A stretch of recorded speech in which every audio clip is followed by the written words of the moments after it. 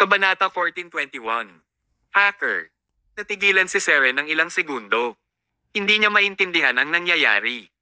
Hindi ba nila susugurin at pipigilan ang pamilyang Martin? Bakit nag-hire ng hacker si Dominic?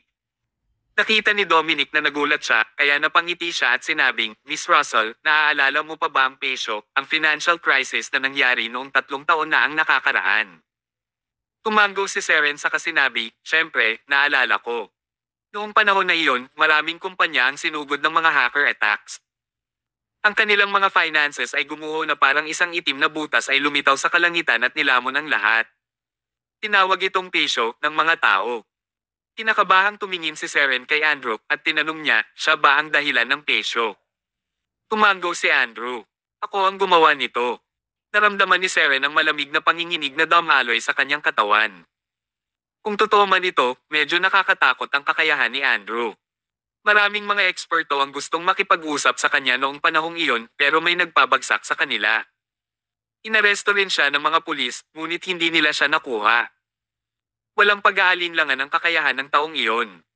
Magagawa ni Andrew ang anumang gusto niya dahil meron siyang makapangyarihan na backer na tulad ng pamilyang Gomez. Biglang naalala ni Seren na maraming mga kalaban ng pamilyang Gomez ang bumagsak sa ilang kadahilanan nitong mga taon. Nahulaan niya na sa malamang ay kagagawa nito ni Andrew.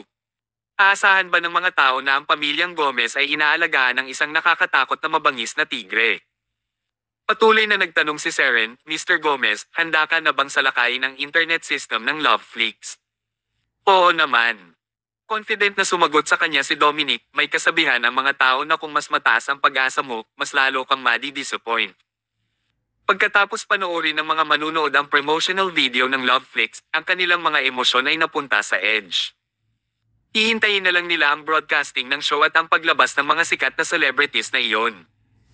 Pero paano na lang kung ang naghihintay sa kanila ay wala lang at disappointment? Napangiti si Seren. Malamang ay magagalit ang mga manunood. Ano man ang dahilan, paniguradong mawawalan sila ng kontrol sa kanilang mga emosyon. Sa oras na iyon, magdudulot ito ng napakalaki at hindi maibabalik na loss sa Loveflix, Sterling Technology, at sa pamilyang Martin.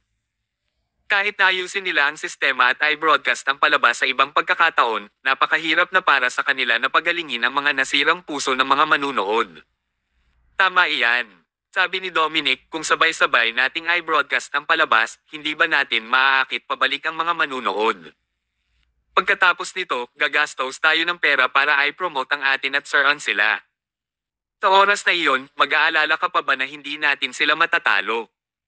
Tuwang-tuwa si Seren habang sinasabi ito. Napakabagsik talaga ng plano ni Dominic. Hindi nakakagulat na ang pamilyang Gomez ay may kakayahan na maging top 1 sa 3 pinakamalaking pamilya sa Central City. Hindi lamang sila may capable na gawin ito, pero mahusay din sila sa mga marurumi at kasuklam-suklam na mga techniques. Okay, ipaubaya ko na ito sa inyo, Mr. Gomez at Mr. Watkins. Umiti si Dominic sa kanya at tumango. Tayo ay mga cooperating partners, kaya hindi ito big deal. Maghintay ka at makikita mo ito. Sa oras na mailabas ang broadcast, iyon rin ang oras kung kailan sila mamamatay ng magkasama. Kasabay nito, sa reception room ng Loveflix, nagsagawa ng data report si Rosie. Ang direktor, habang excited na sinasabi, Mr. Mayo, Mrs. Martin, pagkatapos ipalabas ang ating promotional video, naging napaka-successful ng promotion sa mga mata ng mga manunood. Ang atensyon na nakuha ng voice factors ay 20 times na mas mataas sa Extreme Combat. Nahihigitin na natin sila. Hanggat madalas nating ibino-broadcast ang palabas tuwing weekend, sigurado na matatalo natin sila at hindi na sila makakatayo muli. Naging masaya si Rosie. Ngunit, nang iangat niya ang kanyang ulo at tumingin, sina Samantha at Thomas ay hindi nagpapakita ng ngiti sa kanilang mga mukha. Natigilan siya. Anong problema? Mr. Mayo? Mrs. Martin, bakit malungkot kayong dalawa? May problema sa mga data. Kumaway si Samantha. Walang problema sa mga data. Nakabaligtaran, sa tingin ko ang data ay totoo at maaasahan. Pero bakit parang hindi ka pa rin masaya? Hindi ako malungkot. Nag-iisip lang ako ng maraming bagay. Miss Clark, isipin mo ito. Kahit alam natin na ang pag-broadcast ng palabas tuwing weekend ay magbibigay ng malaking dagok sa pamilyang Gomez at Awesome TV. Sa tingin mo hindi nila ito malalaman. Walang pakialam na sinabi ni Thomas. Ilang sandali pa ay sumagot si Samantha, wala tayong problema sa Awesome TV, pero hindi uupo at walang gagawin ng mga miyembro ng pamilyang Gomez kapag nalaman nila ito. Gagawa sila ng maraming paraan para atakihin at pigilan tayo. Hindi pa ito ang oras para magpakasaya tayo. Sa wakas ay naintindihan na ni Rosie ang dahilan kung bakit naiiba ang emosyon nila. Mananatiling tahimik ang dalawang ito kahit na nakakahanga ang kanilang data. Makikita nila ang potensyal na krisis sa mas malalim na antas. Ito ay isang quality na dapat taglayin ng isang tao kung nais ng isang tao na makamit ang magagandang bagay. Nakakatakot ang dalawang ito nang ikumpara ni Rosie ang sarili niya sa kanila. Ilang sandali pa ay nagtanong si Rosie, kailangan kong maglagay ng mas malakas na defense para masiguro na ligtas ang data. Sumagot sa kanya si Samantha, basic lang ang security natin. Ang problema, maliban sa basic security, gagawa pa ba sila ng iba pang kakilakilabot na bagay laban sa atin? Mrs. Martin, sinasabi mo bang palihim na lalaban sa atin ang pamilyang Gomez? Oo naman, sabi ni Samantha.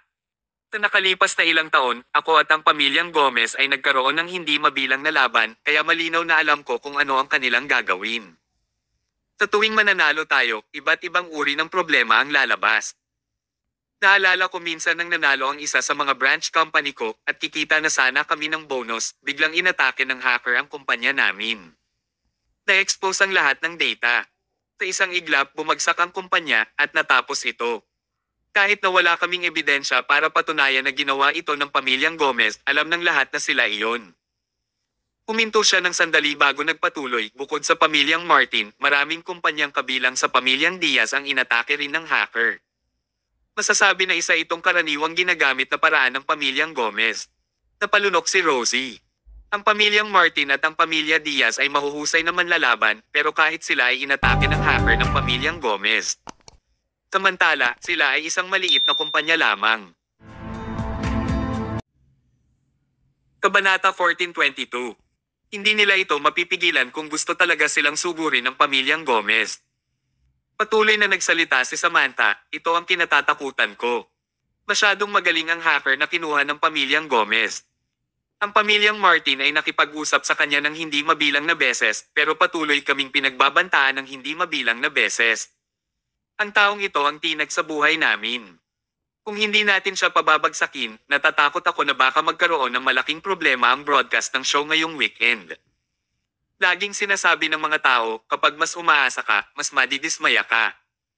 Pagdating ng weekend, handa ang mga manunood na makita ang kanilang show. Handa na silang manood gamit ang kanilang TV, computer, iPad, at cellphones. Hihintayin nilang mag-broadcast ang show, pero maghihintay sila sa wala.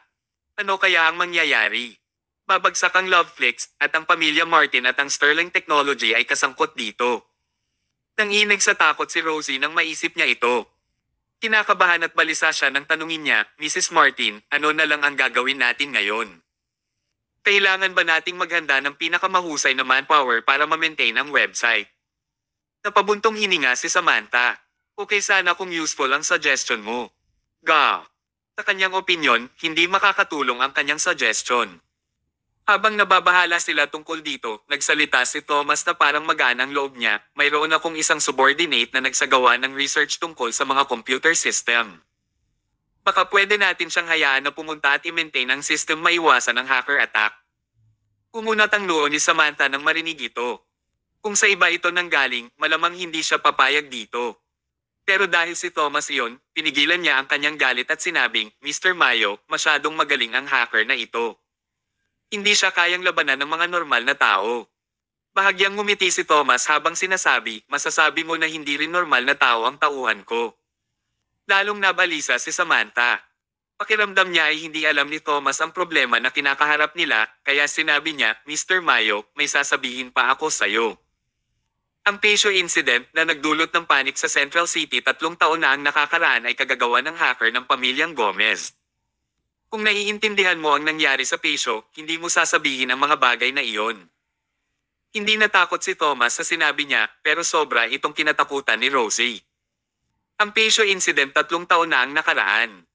Oh my goodness!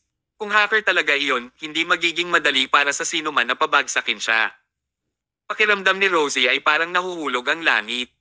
Sa hindi inaasahang pagkakataon, walang pakialam na nagtanong si Thomas, Pesio. Yung maliit na bug sa system. Maliit na bug.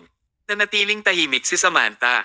Kahit na iginagalang niya si Thomas, hindi niya na kayang pigilan pa ang kanyang galit. Mr. Mayo, sa tingin ko ay kailangan mong mas intindihin ang pangyayari noong taon na iyon bago ka magsalita. Walang basehan ang mga bagay na sinasabi mo. Sabi niya. Mahina akong sumagot si Thomas, naiintindihan ko ang pangyayaring iyon. Napaka-legendary nito noong panahong iyon. Ang mga system ng ilang dosenang mga financial companies ay inatake ng hacker, ilang daang mga financial staff ay walang makitang solusyon, at ang financial industry sa Central City ay halos gumuho. Tumango si Samantha. Alam mo naman na ang katotohanan, bakit ka pa? Bago siya matapos magsalita, mahinahon siyang kinausap ni Thomas. Noong naging seryoso ang insidente, pumunta ang gobyerno sa West Coast at nakita ako. Tinabi nila sa akin na magpadala ng isang tao para ayusin ito. Tinong nagakala na aayusin niya ang problema sa loob ng kalahating oras. Pagbalik niya, sinabi niya sa akin na maliit na bug lang ito. Hindi ito big deal. Ano? Walang masabi sina Samantha at Rosie.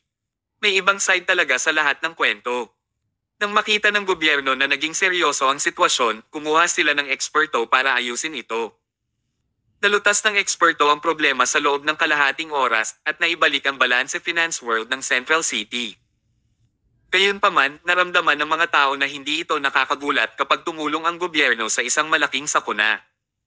Ipinagyayabang ng lahat kung gaano kahusay ang hacker na pilitin ng gobyerno na makialam.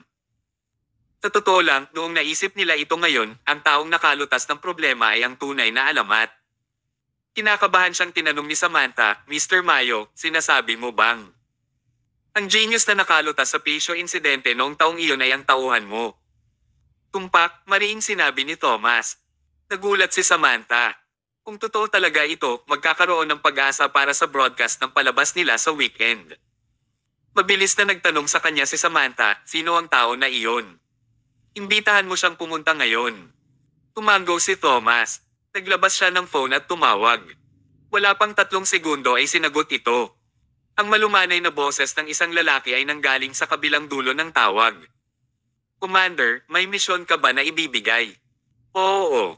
Sabihin mo ito sa akin, Commander. Gusto kong mag-broadcast ng isang palabas sa weekend. Para maiwasan ang atake mula sa isang hacker, kailangan ko na pumunta ka dito at gawin ang security maintenance ng website. Naiintindihan ko. Pupunta ako dyan ngayon din. Nang tapusin ni Thomas ang tawag, walang pag-aalinlangan niyang sinabi, okay, pupunta siya mamaya. Ipaubaya na lang sa kanya ang maintenance. Curious na nagtanong ni Samantha, anong pangalan niya? Isa siya sa 12 Golden Zodiacs, at ang kanyang pangalan ay Aquarius, sabi ni Thomas. Kabanata 1423. Ilang sandali pa ay dumating si Aquarius sa Loveflix at nakipagkita sa kanila. Nagtaka si Rosie kung sino ito at nakita niya ang isang gentleman na nakasuot ng casual professional suit na may isang pares ng maliit na bilog na salamin. At may pocket watch sa kanyang upper right pocket. Napakaamo at elegante ang itsura niya. Hindi niya agad maalis ang tingin niya sa lalaking ito. Ang isang lalaki na tulad ni Aquarius ay ang uri ng lalaki kung saan nahuhulog ang loob ng maraming babae. Bilang direktor, hindi mabilang na kalalakihan ang nakikita ni Rosie taon-taon pero hindi pa siya nakakita ng ganoong kahangahangang lalaki. Hindi niya napigilan ang kanyang sarili na mapalunok at sinabi, ikaw ba si Aquarius? Oo, ako nga. Okay, tulad ng sinabi ni Mr. Mayo, sana ay matulungan mo kaming ma-maintain ang website para maiwasan ang atake ng hacker. Tumango si Aquarius. Masaya ako na makatulong. Habang nagsasalita si Aquarius ay unti-unting nabuo ang malumanay ng ngiti sa kanyang bibig. Lalo pang nahumaling si Rosie sa kanya nang makita niya ito. Pagkatapos nito ay sinabi ni Rosie, sundan mo ako sa Equipment Maintenance Center. Sa tulong ng pangunguna ni Rosie, nakarating na si Aquarius sa Equipment Maintenance Center. Sa oras na ito, humigit-kumulang 20 na tao ang nagsasagawa ng equipment maintenance. Para harapin ang broadcast ng weekend show, nag-overtime sila para magsagawa ng equipment debugging. Tinalakpak ni Rosie ang kanyang mga kamay at nakuha niya ang atensyon ng lahat. Hayaan mong ipakilala ko siya sa'yo. Siya si Aquarius. Siya ay isang excellent talent ng high-end technology mula sa Sterling Technology. Pumunta siya dito para tulungan sa maintenance ng website natin. Tauna ay walang mali sa mga sinabi niya at lahat ay mukhang malugod siyang tinatanggap. Isang tao lang ang nagpakita ng malungkot na ekspresyon. Ang taong ito ay si Otis Hoffman, ang supervisor ng Equipment Maintenance Center. Maraming balbas sa mukha si Otis at ang kanyang mga braso ay mas makapal kaysa sa mga hita ng mga normal na tao. Hindi siya mukhang programmer pero mas mukha siyang boxing player. Ayaw niya talagang nakakakita ng gwapo at mas lalaki na tulad ni Aquarius. Lalo siyang nainis nang mabalitaan niyang pumunta si Aquarius para tulungan siya sa pag-aayos ng kagamitan. Ipinapalagay niya na natanggap lamang ni Aquarius ang trabaho dahil nagustuhan siya ni Rosie kaya nagdududa siya sa technical ability ni Aquarius.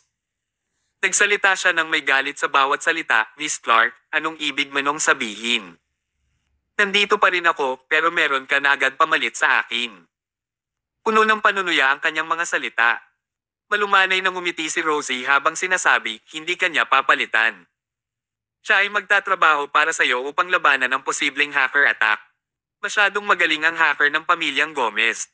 Natatakot ako na baka hindi mo siya kayang kalabanan. Kung hindi natin siya kakayanin, kaya ba siya ng boy toy na ito? Miss Clark, ibalik mo na lang siya para hindi siya mapahiya dito. Galit na sumagot si Rosie, "Otis Hoffman, sobra ba ang respeto na binigay ko sa'yo? Kailangang manatili ni Aquarius dito. Kapag ikaw ang nakatataas, maaari mong pagsabihan ang iyong nasasakupan." Sa sobrang kahanga-hanga ni Rosie, hindi na muling nagsalita si Otis. Malumanay na nakipag-usap si Rosie kay Aquarius sa sandaling ito, "Manatili ka lang dito at maging komportable ka. Kung babastusin ka nila, sabihin mo lang sa akin. Ako mismo ang makikipag-away sa kanila." Tumawa si Aquarius ngunit wala siyang sinabi. Masyadong mahina kapag ang isang lalaki ay kailangang umasa sa suporta ng isang babae. Ganito ang pananaw ni Aquarius pero hindi pareho ang iniisip ng ibang tao. Matapos ang ganoong eksena, inakala ng lahat na si Aquarius ay isang boy toy lamang na nagustuhan ni Rosie kaya agad silang kumampi kay Otis. Pagkaalis ni Rosie, pumasok si Aquarius sa opisina, ngunit wala man lang siyang upuan. Napakawalang galang nila sa kanya. Hindi ito pinansin ni Aquarius. Nagkusa pa rin siyang tulungan sila. Gayunpaman, nagalit sa kanya si Otis. "Huwag mong hawakan ang mga equipment namin. Kung may masisira ka dyan, hindi mo ito kayang bayaran." Walang sino man sa buong maintenance center ang handang bigyan ng nararapat na paggalang sa Aquarius. Pumasok si Aquarius para magbigay ng technical support at tulong upang labanan ang hacker attack pero itinulak lang siya ni Otis sa gilid. Hindi man lang niya binigyan ng karapatan si Aquarius na hawakan ang mga equipment. Ngunit walang pakialam si Aquarius. Nakatayo lang siya sa gilid habang tahimik silang pinagmamasdan. Inobserbahan niya ang lahat ng kanilang ginawa at naalala niya ang data sa bawat piraso ng equipment.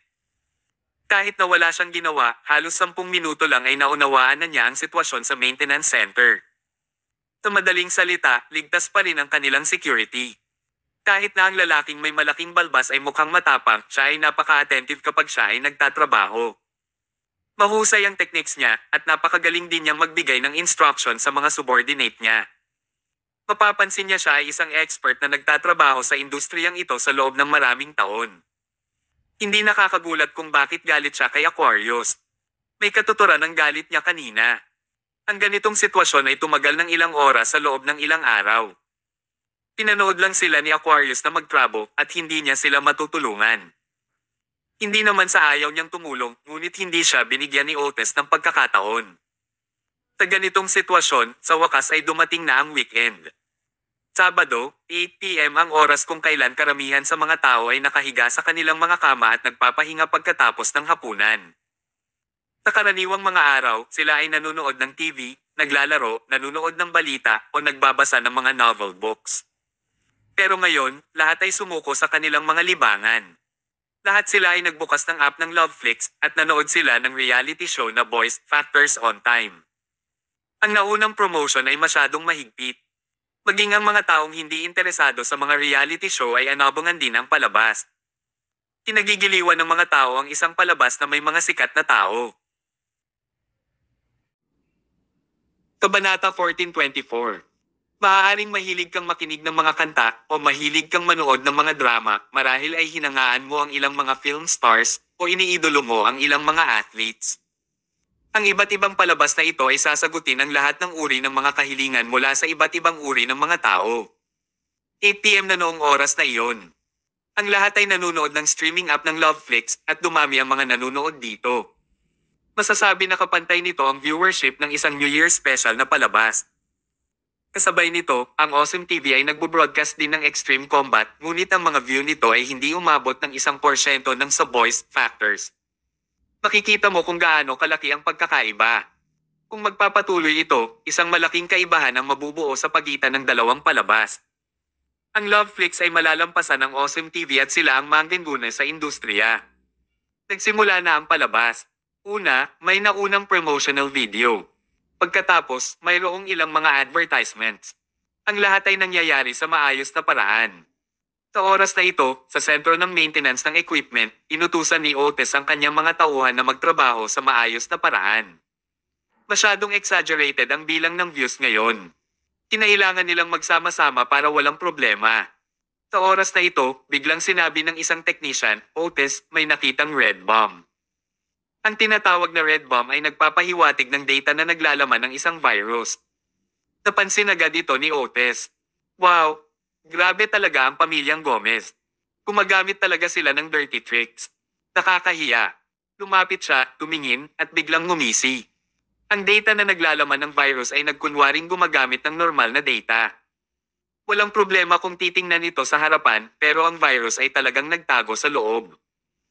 Ang mga maintenance equipment ng mga normal na maliliit na website at maliliit na kumpanya ay hindi makikita ang camouflaged virus. Madali itong ipaalam. Kapag nailabas na ito, magdudulot ito ng system damage. Gayunpaman, para sa isang kumpanya na large scale na tulad ng Loveflix, ang kanilang maintenance capability ay medyo malakas. Kahit na nakakamouflage ang virus, maaari pa rin nilang matuklasan ito. Ngumiti si Otis at sinasabi ni Rosie na malakas ng hacker na iyon. Well, meron ba siyang ganitong technique? Nag-disguise lang siya ng virus gamit ang normal na data. Isang pandaraya lang para lokohin ang mga bata. Ilang sandali pa ay inutusan niya ang kanyang tauhan. Ihinto kaagad ang data at ilagay ito sa under observation. Hindi natin dapat hayaang dumaan ang anumang data na naglalaman ng mga virus. Sa sandaling inutusan niya ang kanyang subordinate, lumapit si Aquarius at sinabing, hindi, huwag mong gawin ito. Ha? Sabay-sabay na napatingin ang lahat kay Aquarius. Anong kalokohan ang sinabi ng boytoy na ito? Naiinip na sumagot sa kanya si Otis, ano bang pinagsasabi mo? Hindi nagalit si Aquarius. Sa halip ay mahinahon niyang sinabi, ang ganitong uri ng virus ay hindi nagkukunwari gamit ang normal na data pero gumagamit ito ng mas mataas na mother-child virus. Mother-child virus. Nagkatinginan ang lahat ngunit hindi nila ito maintindihan. Hindi pa nila narinig ang term na ito noon. Kumunat ang noo ni Otis at sinabing, anong kalokohan ang pinagsasabi mo? Nagpatuloy si Aquarius. Masyado ang virus na ito, kung wala kang gagawin at tatanggalin lang ito sa system, ito ay pwedeng maging katulad ng normal na data. Hindi ito makakaapekto sa system. Totoo na magiging camouflage ito at ang virus ay automatic na masisira at matutunaw. Pero kung ito ay pilit na haharanggan ang proseso, at dahil dito magiging malala ang problema. Kapag na-block ito, ang camouflage sa ibabaw ay mamamatay, at ito ay kakabit sa ibabaw na layer ng system at bubuksan ang channel. Ang internal virus nito ay lalabas na parang mga langgam mula sa anthill. Kasabay nito, isang malaking virus ang papasok sa system sa pamamagitan ng channel. Wala pang 3 segundo, masisira na ng tuluyan ang buong system. Natakot ang mga tao sa sinabi niya. Kung totoo ang sinabi ni Aquarius, hindi nila mapipigilan ang virus. Dito masisira ang buong system na inihanda nila. Pero, hahayaan na lang ba nilang pumasok ang virus sa system? Gagawin ba iyon ng mga normal na tao? Kinakabahang sumagot ang isang technician, Otis, papalapit na ang virus. Dapat ba natin itong pigilan o hindi? Kumunat ang noo ni Otis at sinabing, isang walang isip lang ang maglalabas ng virus sa system. Pigilan niyo ito. Hindi pwede. Gusto silang pigilan ni Aquarius, pero huli na ang lahat. Direktang pinahinto ng technician ng virus ayon-ayon sa utos ni Otis. Sa katunayan, isang normal na tao lang ang gumawa ng desisyong iyon. Mukhang walang problema.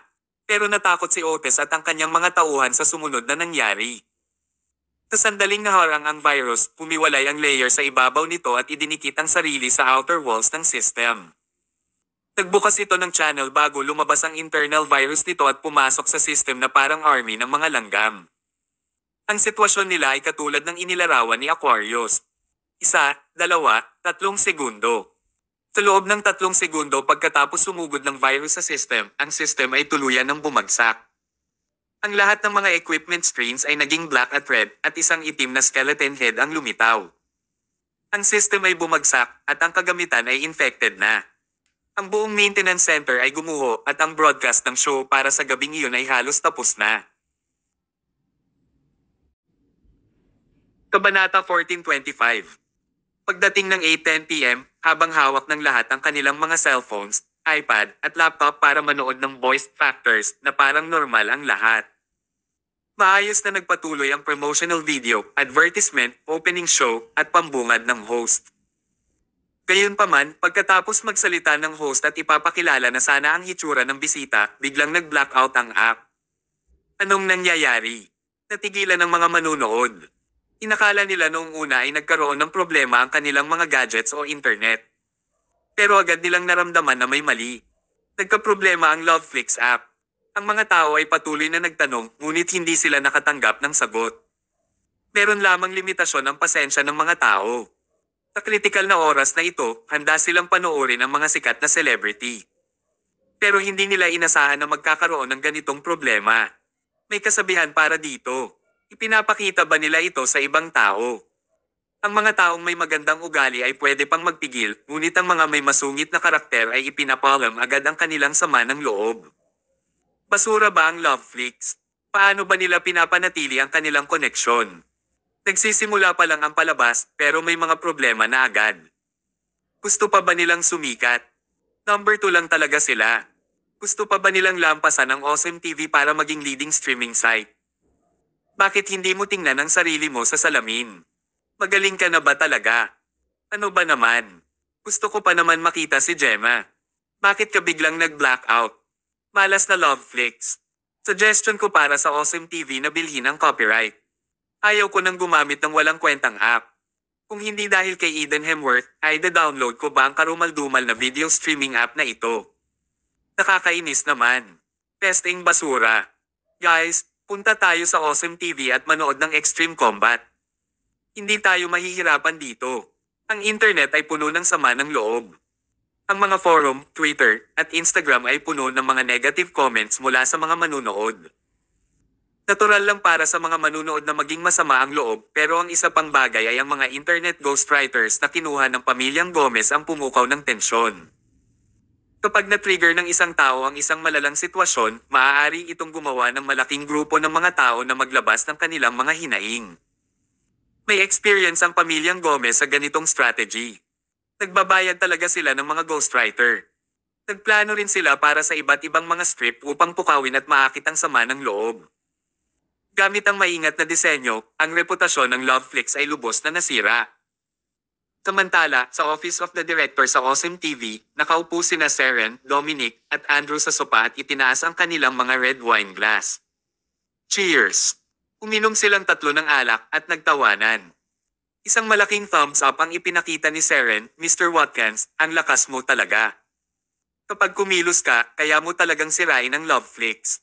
Tira na ngayon ang system ng Loveflix at ang kanilang video ay hindi na mapanood. Iniisip ko kung paano pa kaya sila magpapakitang gilas ngayon. Umalaklak si Dominic at sinabing nararapat lang sa kanila na mapunta sa ganitong uri ng sitwasyon. Mga walang isip talaga sila para i-provoke tayo. Nagtanong ulit si Seren, gaano kalakas ang virus na ginamit? Mabilis ba nila itong malutas? Sumagot naman si Andrew, huwag kang mag-alala. Simple lang ang paraan para matanggal ang virus, pero ang magagawa lang nila ay subukan ang mga ito ng paisa-isa. Walang teknikal na kahirapan. Ang problema lang ay may mga 300,000 pamamaraan. Kung susubukan nila ng isa-isa, wala silang oras para mahanap ito. Technically, hindi mahirap sirain ang virus, napakalaki ng workload. Hindi ito matatapos sa loob ng maikling panahon. Ito ay parang proseso ng parts sa factor. Mahirap ba? Hindi. Gayunpaman, magagawa mo ba ito kung hihilingin na ay proseso ang 1 trilyong bahagi sa isang oras? Hindi mo ito kaya. Iyon ang hamon na ibinato ni Andrew sa Loveflix. Nagtitiwala siya na ang virus ay hindi nagkakamali at ito ay isang virus na angkop para sa move na ito. Kahit na natuklasan ng Loveflix ang solusyon, mangyayari lamang ito pagkatapos ng halos kalahating buwan. Sa oras na iyon, tuluyan nang bumagsak ang Loveflix. Kabanata 1426. Sa oras na ito, pumasok ang isang staff at sinabing, Miss Russell, lumabas na ang feedback ng data na kailangan mo. Ipakita mo ito sa akin. Nuha ni Seren ang pinakabagong feedback data bago siya tumango at sinabing, okay, good. Ang website traffic ng voice factors ay sobrang bumaba habang ang tumaas naman ang traffic sa website natin. Mawawala ang line sa loob ng halos 10 minuto. Makalipas ang kalahating oras, hihigit kumpara sa kanila ang magiging extra traffic sa ating website. Hindi tayo kumita ng malaki dahil sa extreme combat pero paniguradong nagkaroon ng malaking loss ang Loveflix dahil sa voice factors. Dapat lang malaman ng mga taunan ang kanilang lugar. Dapat manatili na lang sila sa kung saan sila nararapat. Patuloy lamang silang matatalo kung susubukan nila parating makuha ang first place. Dapat alam na ng mga walang isip sa Loveflix ang lakas natin ngayon. Haha! Hindi napigilan ni Seren na tumawa sa kanilang tagumpay. Ilang mga tao sa opisina ang nagtaas ng kanilang mga baso at muling uminom ng alak. Para sa kanila, panigurado na makakapuntos sila ng malinis na panalo sa laban at imposible na magkaroon pa sila ng problema. Kasabay nito, nagmamadaling pumasok si Rosie sa opisina ng Equipment Maintenance Center ng Loveflix at agad naman siyang sumigaw ng malakas, Otis Hoffman, anong ginawa mo? Bakit nag-blackout ang screen? Namumutla na ngayon ang mukha ni Otis at nanghihinayang na sinabi, I'm sorry, Miss Clark. Na nagkamali ako. Nagkamali. Naramdaman agad ni Rosie na parang may mali. Kung isang maliit na pagkakamali lamang ito, siguradong gagawin ni Otis ang lahat para makabawi sa kanyang pagkatao. Hindi siya iiyak at magmumukhang walang lakas. Patuloy na nagtanong si Rosie, anong nangyayari? Dahil dito ay binigyan siya ni Otis ng general idea ng insidente. Sobrang nagalit si Rosie nang marinig niya ito. Kaya itinuro niya si Otis at sumigaw, hindi ba sinabi ko sa'yo na si Aquarius ang mismong kinuha ko para sa mga ganitong insidente dahil siya ay isang expert ng high-end technology? Bakit hindi ka naniwala sa kanya? Naiwasan sana ang problema na ito pero nasira ito dahil sa iyong kawalang isip at kay-abangan. Napakawalang isip mo talaga, Otis Hoffman. Hindi sangayon si Otis sa sinabi ni Rosie, ngunit nanatili siyang tahimik. Patuloy naman na nagtanong si Rosie, sabihin mo ngayon sa akin, anong solusyon mo para sa problema na ito? Mahigpit na isinara ni Otis ang kanyang bibig at umiling lamang. Hindi niya talaga alam ang gagawin. Ang tanging magagawa niya ngayon ay ang maghintay sa kanyang pagbagsak. Silang lahat, ang buong team, ay natalo sa labanang ito. Naramdaman na ngayon ni Rosie na parang wala na silang pag-asa. Maganda ang kanilang simula, ngunit bumagsak agad sila sa loob lamang ng ilang segundo. Nahijitin nila ang Awesome TV at malapit na sanang maging leading company sa kanilang field. Gayunpaman, dahil dito, hindi sila naging ligtas sa mga atake ng ibang nangungunang kumpanya. Habang nawawala ng lakas ang lahat at wala silang mahanap na sitwasyon, narinig nila ang mga tapik ng keyboard sa hindi kalayuan. Sabay na tumingin sina Rosie at Otis sa pinanggalingan nito. Walang nakapansin kung kailan inilabas ni Aquarius ang laptop na dala niya. Ikinonekta niya ito sa Equipment Maintenance Center habang mabilis niyang tinapok ang keyboard at sunod-sunod na code ang makikita sa screen. Hindi nila alam kung ano ang ginagawa niya. Nagtataka silang naglakad para makita ito at tinanong siya ni Rosie, Aquarius, anong ginagawa mo? Simple lamang ang sagot ni Aquarius. Malakas ang epekto ng mother-child virus pero simple lang ng solusyon dito. Dahil masyadong aggressive ang virus, kailangan lang nating alamin ang viral composition at kailangan nating magparami ng parehong uri ng maternal virus. Pagkatapos, pwede nating tipunin ang mga mother-child virus na nakakalat sa system. Sa madaling salita, ito ay tulad ng paggawa ng isang magnet para makuha ang lahat ng mga magnetic chip na nakakalat sa system. Parang napakasimple nitong sabihin. Ang problema lamang ay, tinuwanan siya ng malakas ni Otis nang marinig ito at sinabing gusto mo mahanap ang initial viral composition. Kung hindi ako nagkakamali, meron itong 300,000 possibilities, di ba?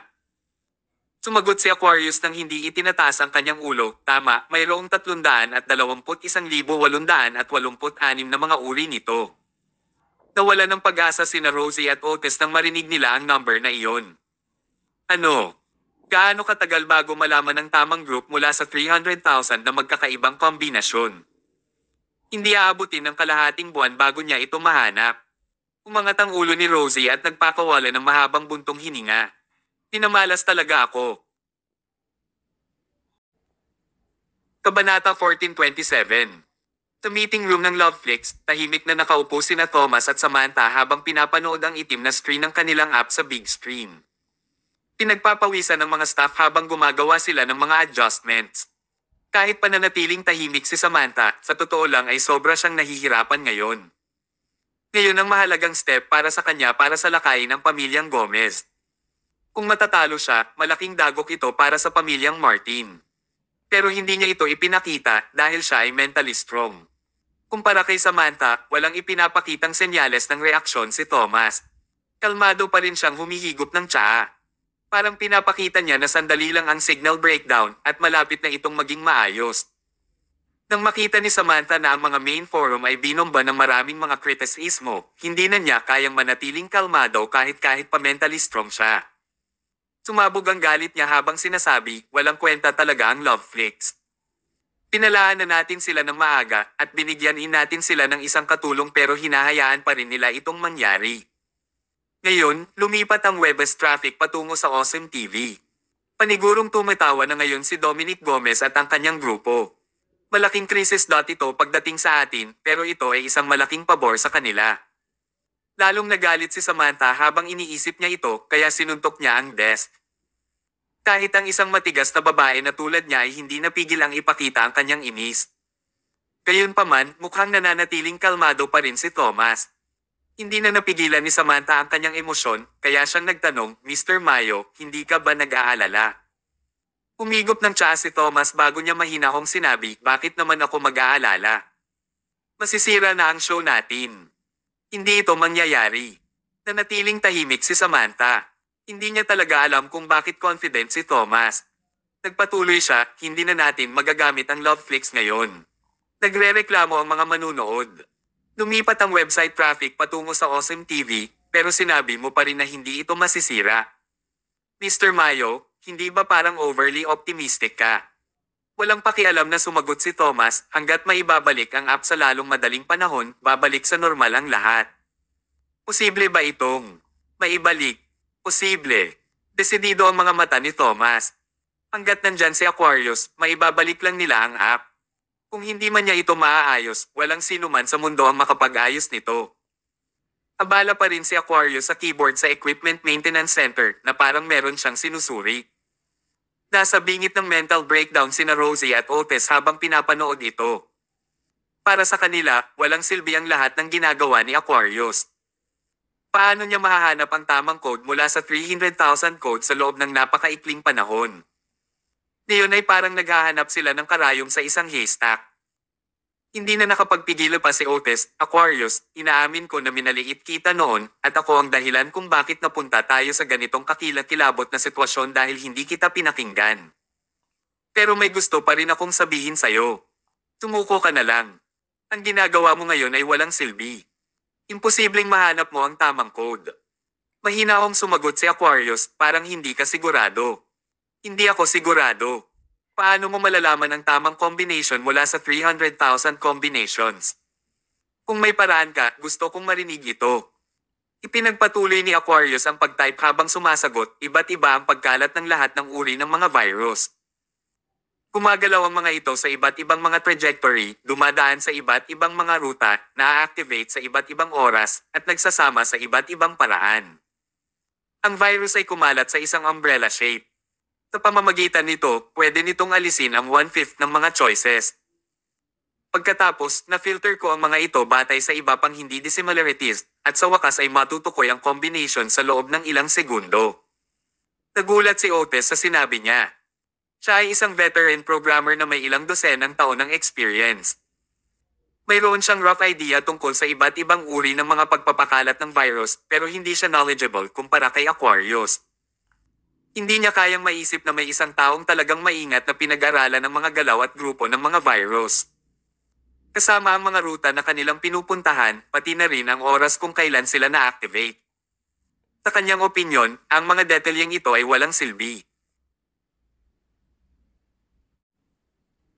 Kabanata 1428. Pero, ipinaalala ni Aquarius sa kanya ngayon ang kasabihang ito. Ang dyablo ay nasa detalye. Kapag ang dalawa sa kanila ay may magkatulad na kakayahan, ang mapagpasyang kadahilanan para sa tagumpay ay ang mga detalye ng kanilang trabaho.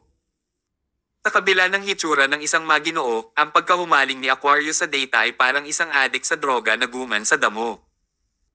Hindi lang siya nag-aral ng mainstream na impormasyon tungkol sa data science, nag-aral din siya ng malabong impormasyon tungkol sa data science. Hindi man lang niya pinakawalan ang maliliit na detalye. Sa katunayan, ang Aquarius ay gumawa ng maingat na pagsasaliksik sa mga larangan na hindi tinitingnan ng mga normal na tao. Ito ang kanyang kakayahan, at ito rin ang dahilan kung bakit siya ay mas mahusay kaysa sa ibang tao. Nakalabas na. Nang itap ni Aquarius ang huling key, kinumpirma niya ang huling hanay ng halaga.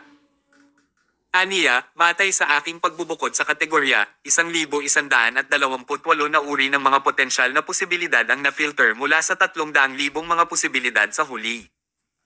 Mayroong higit sa 20 programmer dito, kaya halos lahat ay maaaring maging responsable para sa pagsala ng 50 mga posibilidad. Kung magiging maayos ang lahat, mahahanap natin ang tamang grupo sa loob ng wala pang 5 minuto. Wala pang 5 minuto. Natigilan si Otis. Mahirap para sa kanya na isipin ang ganitong uri ng bagay dahil ang mga normal na tao ay hindi kailanman makakamit ito. Tanging isang tao na nag-aral ng data science ng malalim tulad ng Aquarius ang makakamit ito. Ang mga normal na tao ay sumuko na at sumuko tulad ni Otis. Bakit ka pa nakatayo dito? Malakas na sigaw ni Otis, tulungan mo si Ginoong Aquarius sa pagpili.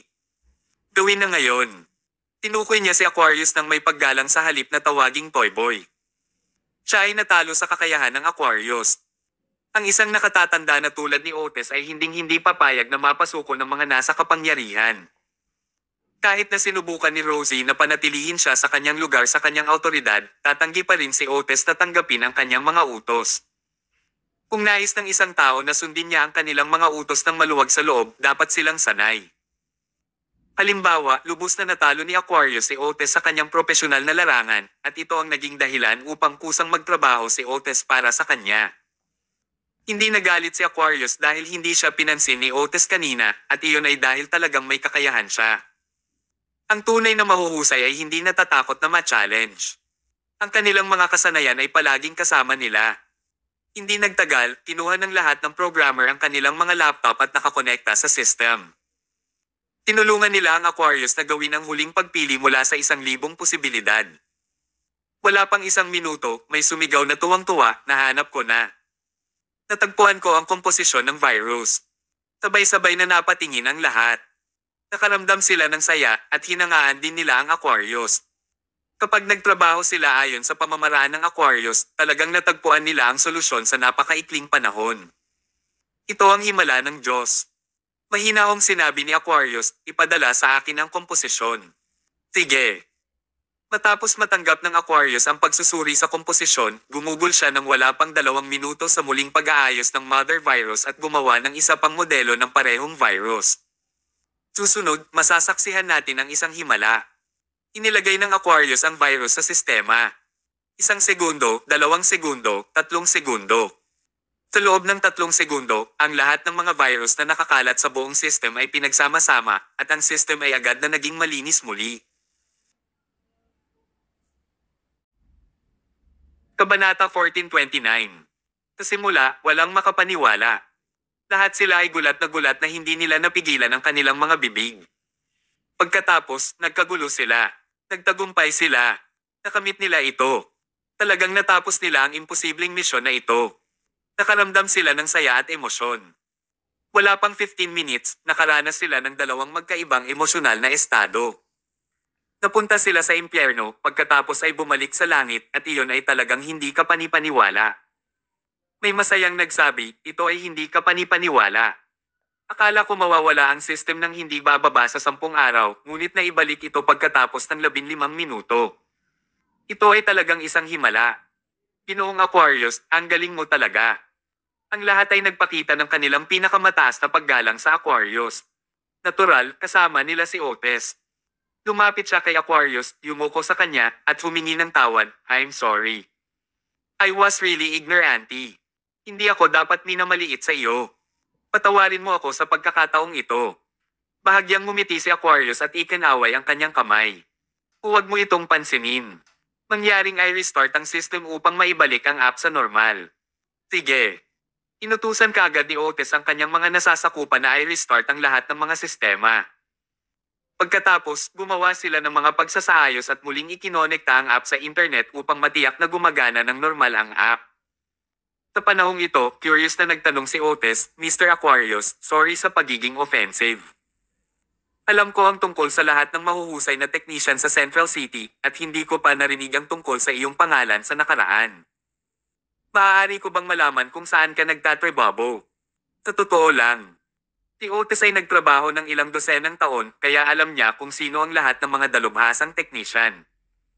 Isa rin itong mahalagang dahilan kung bakit minamaliit niya ang Aquarius kanina. Hindi niya kilala si Aquarius, kaya natural niyang inisip na si Aquarius ay isang nobody na bago sa larangan. Casual na sagot ni Aquarius, "I don't have an official job. Ngunit, darating ang gobyerno at tatanungin ako kung may mga problemang hindi nila malutas. Karaniwan akong nag-aaral ng mag-isa. Tatanungin siya ng gobyerno kung mayroon silang anumang mga paghihirap na hindi nila malutas." Napalunok si Otis. Dapat talaga siyang eksperto kung masasabi niya ang isang bagay na hindi ka panipaniwala. Dapat malaman na si Otis ay isa na sa mga cream of the crop sa industriya, ngunit ang mga opisyal ng gobyerno ay hindi kailanman nag-abalang tingnan siya. Ang mga taong maaaring tumanggap ng trabaho mula sa gobyerno ay mga taong talagang may kasanayan. Masyadong malayo si Otis. Ngunit, kahit na ang mga taong lubos na may kakayahang magtanong kay Aquarius para sa kanyang opinyon kapag sila ay nakatagpo ng mga paghihirap. Kung gayon, gaano kakaya ang Aquarius? Hindi kilala ni Otis si Aquarius, ngunit hindi dahil hindi sikat si Aquarius, ito ay dahil si Otis ay walang karanasan. Siya ay isang ignorante na tao. Pagkatapos lamang ng insidenteng ito, naunawaan ni Otis ang kahulugan ng "there is always someone better." Kahit matanda na siya, hindi siya kasing husay ng binatang ito. Sa oras na ito, sinabi ng isang miyembro ng kawani, Otis, ang system ay naibalik at ang app ay bumalik sa normal. Bago makapagbigay ng kumpirmasyon si Otis, tuwang-tuwang ni-restart ni Rosie ang kanyang app at napagtanto niya na talagang mapapanood niya ang palabas gaya ng dati. Ang galing! Pagkatapos, ipinakalat kaagad ni Rosie ang balita sa pamamagitan ng iba't ibang karaniwang social media at mga channel sa internet. At ipinangako niya na ang voice actors ay ipapalabas tulad ng dati pagkalipas ng 5 minuto. Gumastos din si Rosie ng pera upang kumuha ng mga tao para i-clear ang mga chismis sa Twitter, Instagram, at iba pang mga forum. Isang malaking grupo ng mga tao ang nagsimulang bumalik sa Loveflix. Tumagal ng humigit kumulang 20 minuto ang buong insidente, at sa kabutihang palad, tumagal lamang ito ng 20 minuto, kaya 70% ng trapiko sa website ang nanatili. Kung na-delay pa ito ng 2 oras, nawala lahat ng manunood nila. Matapos may broadcast ang palabas, unti-unti ring nawala ang galit ng mga manunood. Sila ay tunay na kaibig-ibig na mga tao. Kapag hindi nila napapanood ang palabas, magmumura sila. Ngunit pagkatapos nilang makita ang hitsura ng kanilang mga paboritong celebrity, mawawala ang kanilang galit at mag-e-enjoy sila sa palabas. Mas nagustuhan nila ang palabas nang ma-realize nila na exquisite ang standard ng production ng show na ito. Wala ni isa sa mga manunood ang nagalit sa palabas. Gustuhin mangguluhin ng mga ghostwriter na inupahan ni Dominic ay hindi nila magawa. Ang gustong makita ng mga manunood ay ang kanilang mga paboritong celebrity na nagpapakita. Sa wakas bumalik na sa normal ang lahat. Gayunpaman, ang insidente ay hindi matatapos ng ganoon kadali. Nagpatuloy ang Aquarius sa pagpapatakbo ng isang programa. Curious na tanong ni Otis, "Mr. Aquarius, anong ginagawa mo ngayon?" Matapat na sagot ni Aquarius, "Kapag nalaman ng kalaban na naibalik na ang sistema natin, siguradong maglulunsad sila ng pangalawang atake. Gusto ko munang kumilos, kung sakali. Ihack ko ang Awesome TV para wala na silang oras para makipag-deal sa atin. Nang marinig ito ni Otis, labis siyang natuwa. Tinanong niya, mayroon ka bang paraan para ihack ang kanilang app? Ngunit iyon ay isang hindi kinakailangang tanong. Base sa kakayahan ni Aquarius, paanong hindi niya magagawa ang ganoong kaliit na bagay? Sinabi ni Aquarius, baguhin ko ang kanilang inaanak na virus at gagamitin ito laban sa kanila upang hayaan silang maranasan kung ano ang pakiramdam ng inaatake. Tinanong ni Otis, magagawa ba nila itong lutisin batay sa aming pamamaraan? Tumawa si Aquarius. Hahayaan ba niyang malutas nila ito ng ganoon kadali? Huwag mag-alala, magdadagdag ako ng ilang abala sa data sa komposisyon ng viral at gagawing hindi nila masimulan ang pagsisiyasat. Pagkatapos ng ilang pagsasaayos, nakumpleto niya ang bagong virus ng inaanak at inilagay niya ang virus sa sistema ng Awesome TV gamit ang orihinal na ruta. Wala pang 2 minuto matapos niyang i-upload ang virus, narinig ang balita tungkol sa Awesome TV Blackang. Gumastos kagad si Rosie ng pera at kumuha ng mga ghostwriter para salakayin ng Awesome TV para agawin ang trapiko ng kanilang website. Kabanata 1430. Ang labanan ngayong gabi ay puno ng enerhiya. Kalmadong nakaupo si Thomas sa meeting room habang nanunood ng broadcast ng Voice Factors, parang natural lang ang lahat at hindi niya ito sineryoso. Pero, iba si Samantha. Alam niya ang kahulugan ng lahat ng nangyari ngayon. Sa paglipas ng mga taon, walang makakatalo sa hacker ng pamilya Gomez, ngunit ginawa ito ng Aquarius ngayon. Sa kasong ito, ang paraan na ang pamilya Gomez ay higit na umasa ay inilagay sa check. Umiti si Samantha at sinabing, ang galing. Dahil mayroon kaming talentadong tao tulad ng Aquarius, hindi namin kailangang matakot sa pamilyang Gomez. Kahit gumamit muli ng ganitong uri ng kasuklam-suklam na pamamaraan. Sa oras na ito, narinig ang balita tungkol sa system ng Awesome TV na nahack. Sa sobrang tuwa ni Samantha ay hindi niya maisara ang kanyang bibig. Tinanong niya, ginawa ba ito ng Aquarius? Sumagot si Thomas, syempre. Maliban sa kanya, walang sino man ang may kakayahan. Sa katunayan, maliban sa Aquarius, sino ang maaaring maging napakahusay na maaari niyang sirain ang sistema ng Awesome TV? Sabi ni Samantha, hindi lang namin alam kung gaano katagal mananatili ang system. Nagkibit balikat si Thomas. Hindi ko masabi. Noong nakaraan, may pagkakataon na tinanggal ng Aquarius ang sistema ng isang kumpanya. Nang maglaon, gumastos ang kumpanya ng hanggang $100 milyong upang kumuha ng ilang tao para ayusin ito, ngunit hindi pa rin nila ito maibabalik. Nagtagal ito sa loob ng 3 buwan bago sila walang magawang gumastos ng higit sa $1 bilyong upang gawing muli ang lahat ng mga sistema. Nang marinig ito ni Samantha, mas natuwa siya. Hindi na siya makapaghintay na tuluyang bumagsak ang sistema ng Awesome TV at hindi na maibabalik. Sa opisina ng Awesome TV. Nang masayang uminom ng alak sina Dominic, Seren, at Andrew, nanood ng Extreme Combat at nakaramdam ng saya sa kanilang perpektong aksyon, bigla silang nakarinig ng masamang balita. Ang app ng Loveflix ay naibalik. Ito ay impossible. Si Andrew ang unang tumayo. Batay sa kanyang kaalaman, imposibleng mabilis na malutas ng isang tao ang virus ng inaanak. Kahit siya ay hindi niya magawa. Sa simula, hindi pa rin siya naniniwala. Pero nang makita niyang back to normal na talaga ang app ng Loveflix, kailangan niyang maniwala. Ang iba't ibang mga pangunahing forum ay humantong ito sa muling pag-trend. Lahat ng kaunting trapiko sa website na sa wakas ay na-import na ang Extreme Combat ay bumalik muli sa Voice Factors. Nakaramdam ng galit si Seren at tinanong niya, Andrew, hindi mo ba sinabi na ang iyong virus ay walang kamali-mali at walang sino man ang makakabasag nito? Ano ang nangyayari ngayon? Bakit ito nabasag sa loob lamang ng 20 minuto? Abnormal talaga. Maging si Dominic ay nakaramdam ng pagkagulat. Hindi siya naghinala sa kakayahan ni Andrew. Mayroon din bang eksperto sa kalabang panig? Sabi ni Andrew, don't worry, I guess they were just lucky that they forcefully cracked it. Ilulunsad ko ang pangalawang pag-atake para ipaalam sa kanila ang tunay kong kakayahan. Bago siya kumilos, nag-blackout ang app ng Awesome TV sa big screen. Natigilan si Seren bago siya sumigaw ng malakas, what's going on now? Hindi ba gumagana ang mga technician? Hindi daw ng Loveflix at down muna ang system natin. Mga technician. Nasaan ang mga technician? Agad na tumakbo sa loob ang isang technician. Itinuro ni Seren ang malaking screen at sinabing, ayusin mo na. Madilim ang ekspresyon ng technician at tumayo siya. Nakaramdam si Seren ng lakas. Nabingi ka ba? Hinihiling ko sa iyo na ayusin ito. Hindi mo ba ako narinig? Awkward na sinabi ng technician, hindi ko ito maaayos. Hindi ba pwedeng ayusin? Anong ibig mong sabihin?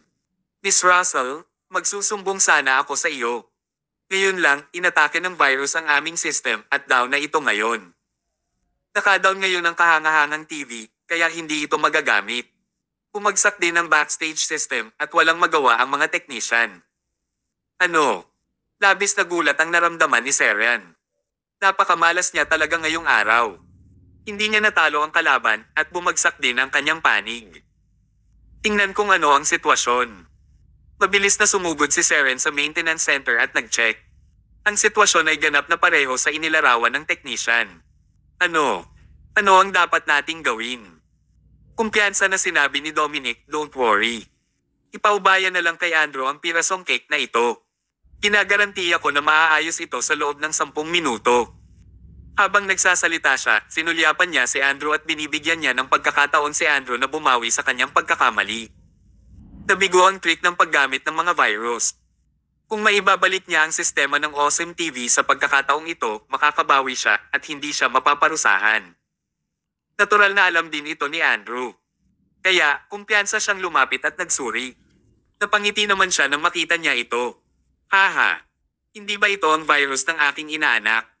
Nag-restore sila ng kopya. Sa mga normal na sitwasyon, mahirap malaman ang tamang kopya mula sa 300,000 kopya, ngunit sa palagay ko nakalimutan nila na ginawa ko ang virus na ito. Alam ko nang malinaw ang komposisyon at hindi ko na kailangang malaman ito. Direktang ko itong ayusin. Sa makatuwid, natapos ni Andrew ang muling pag-aayos ng mother virus sa loob ng 3 minuto. Ngunit nang sinubukan niyang gamitin ang mother virus para tipunin ang mga virus ng bata na nakakalat sa system, nalaman niyang hindi niya nagawang tipunin ang mga ito.